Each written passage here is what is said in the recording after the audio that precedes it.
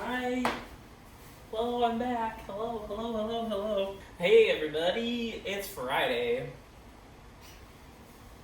I just got done with work, and my boyfriend sent me a text, and it was like, this chick has Raven ZZs and Hoya Kerii compacta variegata. Didn't you want one of those? Go now. So, I'm back home, and I have one for each of us.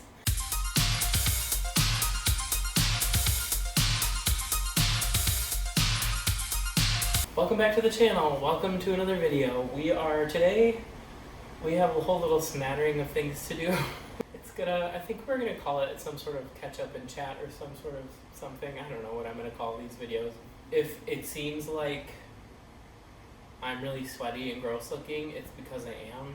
It's 80 degrees out today and they turned the air conditioning off in my building. So I'm dying and I had to close the windows because I don't need you guys to hear the crazy highway traffic. Today we're gonna repot some stuff. I'm just gonna talk a little bit. First I have to mix up some soil here. And we have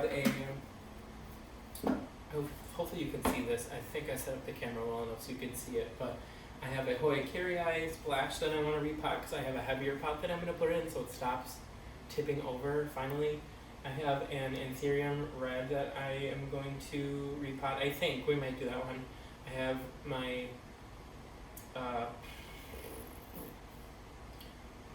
Rhaphidophora Tetrasperma that I need to repot because it's super pot bound, and I have a pinstripe calathea, which is not doing good at all. I don't even really know if I want to repot this one or if I should just get rid of it because it's been a struggle since day frickin' one. And it doesn't even have pests or anything, and it's just not, I just can't, you know? Like, they're so gorgeous, but I can't. I can't do it anymore. Keep plants that make you happy. Don't keep plants that make you have nightmares. Alright, I'm going to mix up some soil here. What I usually do is a Espoma organic potting mix. I do I've said this in a lot of my videos before, but I probably do mostly this mix. I either use this one or the Happy Frog soil, but I've been having a hard time finding the Happy Frog soil, so I don't know what's up with that. So I use a lot of that Espoma potting mix, which is nice and it's pretty coarse as it is, but I like to add in a bunch of perlite. And by a bunch, I mean a bunch. I probably add too much compared to most people, but I don't care. Because I don't water a lot, but when I do water, I water a lot, if that makes sense. Like, my frequency of watering isn't very high, but the amount of water that I water is very high.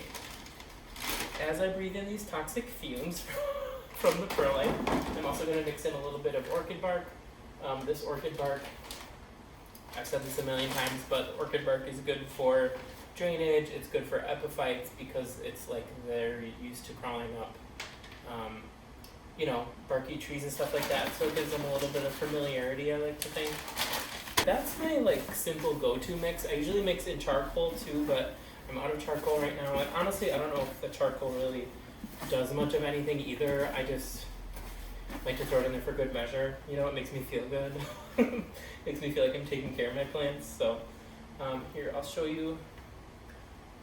This is what the soil mixture looks like. It's very coarse, it's very light and airy. The bark is in there, and it's all ready to go. Okie dokie, so now that the soil is mixed up, we are going to... Let's get the Hoya Kerii out of the way, because this guy, I'm nervous about this because with the Hoya Kerii, I had to die cutting in here. If you watched my houseplant tour, you saw this pot, and it had a little cutting in it, cysts cutting in it, but I don't want to talk about it. It died.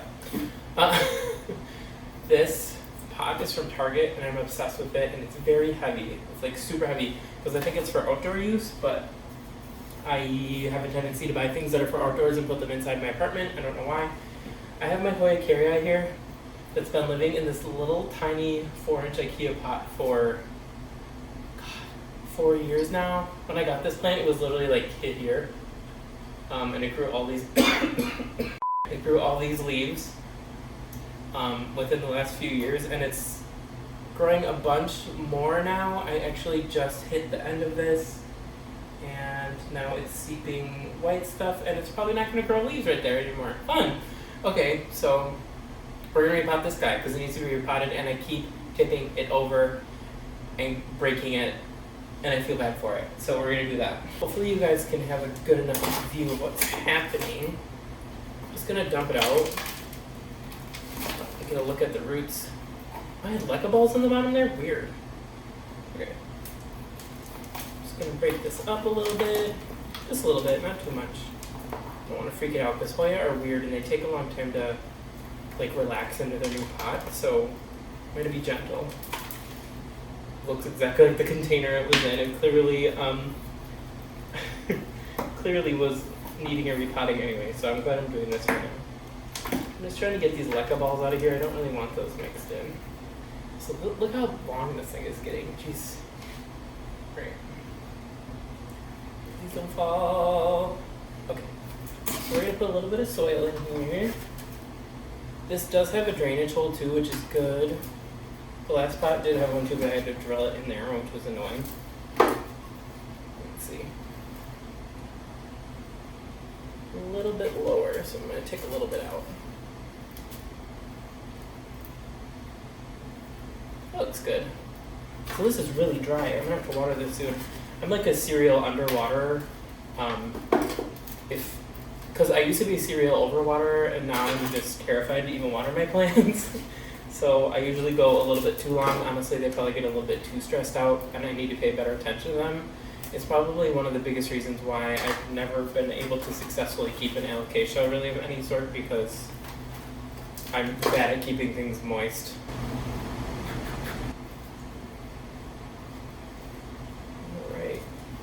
Bad boy is good to go. I'll give this a water off camera. We'll put it in the sink and give it a little drench. But I think that looks hella cute in here. Does that not? Eventually I'll probably propagate this guy too and then stick more of the cuttings in there. Super cute. Alright, that's one of like 4. I kind of want to just look at this anthurium. I had it for a while, and it's really not doing too hot. I had to cut a leaf off of it yesterday, and I just don't know. I got it for free from a friend because they didn't want it anymore, and I'm just like, I love it, and I want it to bloom because when they gave it to me it was blooming, but it just does not look too good at all. If I'm being honest, I've probably ignored it a little bit too much. It looks like it had a couple new sprouts where leaves are going to come out, and I totally just underwatered it and they died. So maybe that's the problem. Also, I think the soil's oh. Well, that's a problem right there. It's freaking root bound. Alright, well,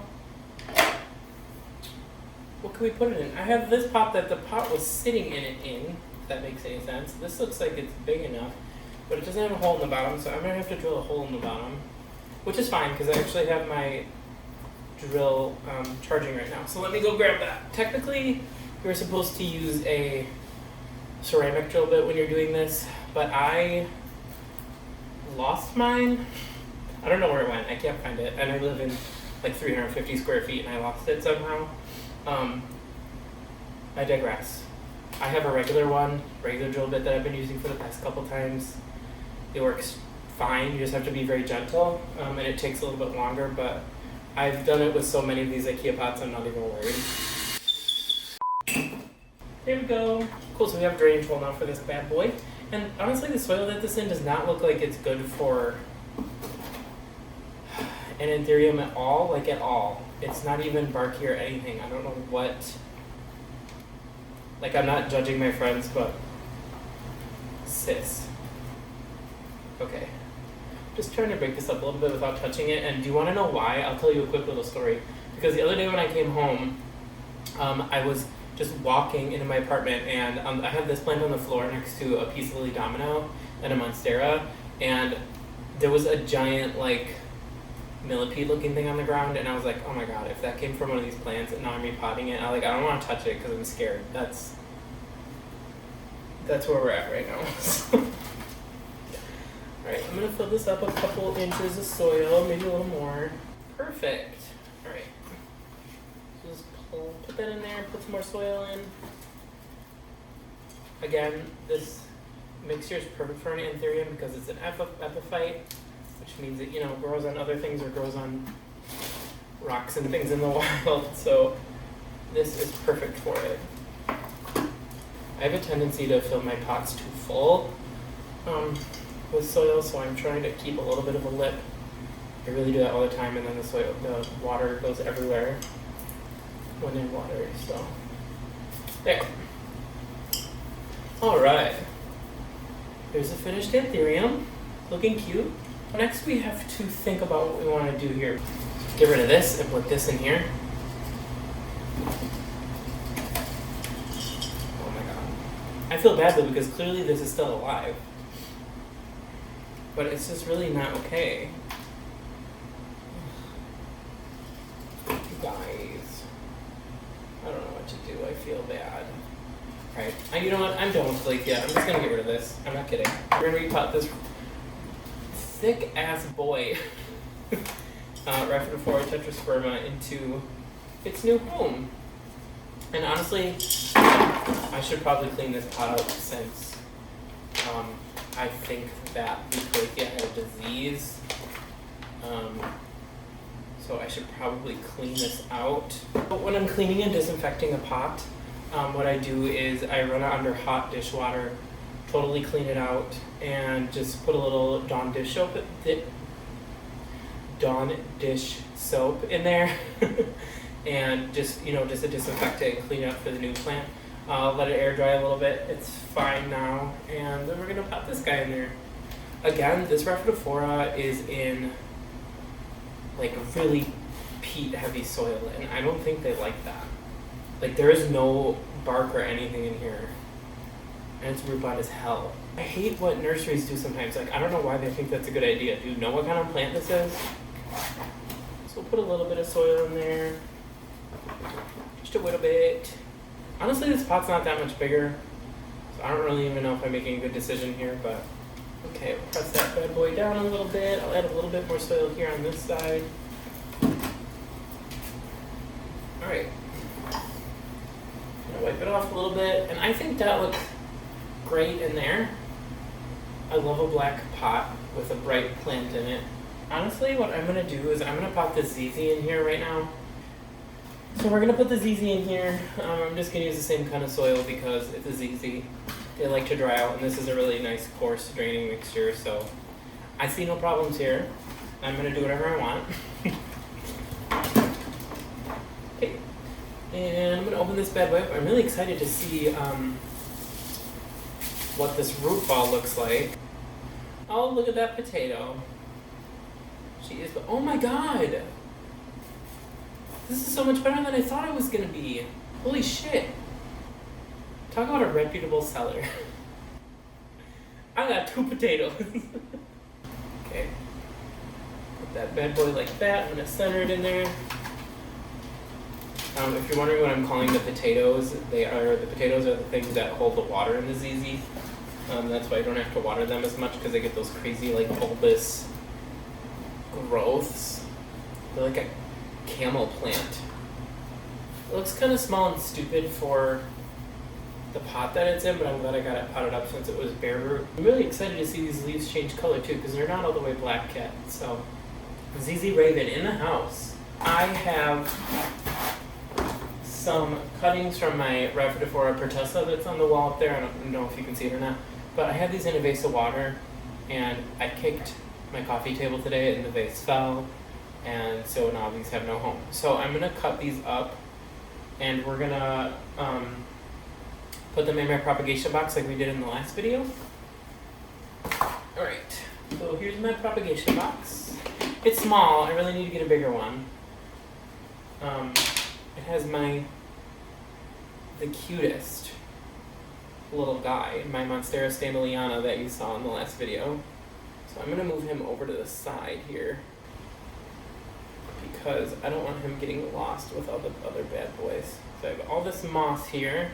If you guys want to see how to make one of these, I followed Harley G.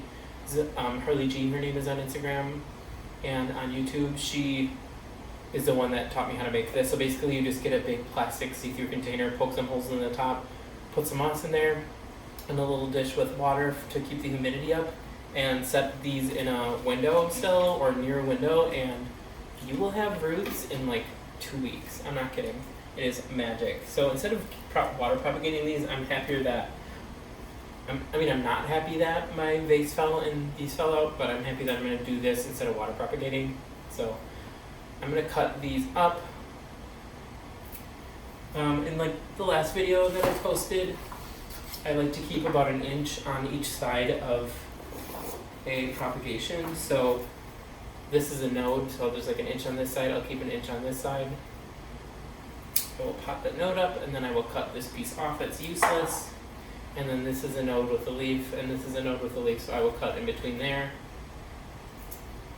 And the next one, this one doesn't look too hot, so one more piece, and this last piece has a new leaf coming out of it, and some roots already going from the water, so I'm going to be careful cutting this one. I'm going to have to lay this one down though. See, this is why I need a bigger container, because I can't stand these upright, which sucks. This one has giant roots on it. This one's going to do really good, I can tell you right now. Honestly, when you propagate like this though, you will lose a couple. Totally normal, that's just how it goes. You know, some of them will take and some of them won't.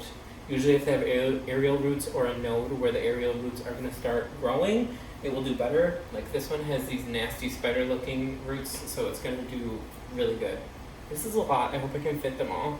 And like I said, if you're going to do a propagation box like this, you just want to make sure that the box is staying warm and it's getting light through the box. You don't want too much light. You don't want like extreme direct light, but mine does get direct light and it stays very, very warm in this thing. If I had a bigger box, I'd probably get a temperature, a thermometer and a thermometer? Yeah, I'd probably get a thermometer and a digital humidity readout, but since this is so tiny, I don't have that. I should really invest in a bigger box. I mean, they don't cost that much money. Okay, so we have Monstera stanley on it, elbow variegata here, the water container, and then all these cuttings are piled up on this side here. I'm going to spray it down to keep them moist since I just put them in there. Just want to make sure that they're happy. We got those done. Alright, so we got that. We got my Raven ZZ. We got Tetrasperma. We got Anthurium and the Hoya Kerii. Look at that. All the bad bitches all in one room. I've decided that this isn't a family channel and I'm just going to swear whenever I want, so fuck you. Thank you for watching this video. If you liked it, feel free to subscribe and like the video. Tell me a comment about what wishlist plant you got, since I got this bad boy off my wish list today, just out of the blue. Keep your eyes peeled on that Facebook Marketplace. You never know what's going to happen. So yeah, thank you for watching and I will see you in the next one. Bye guys. Thanks.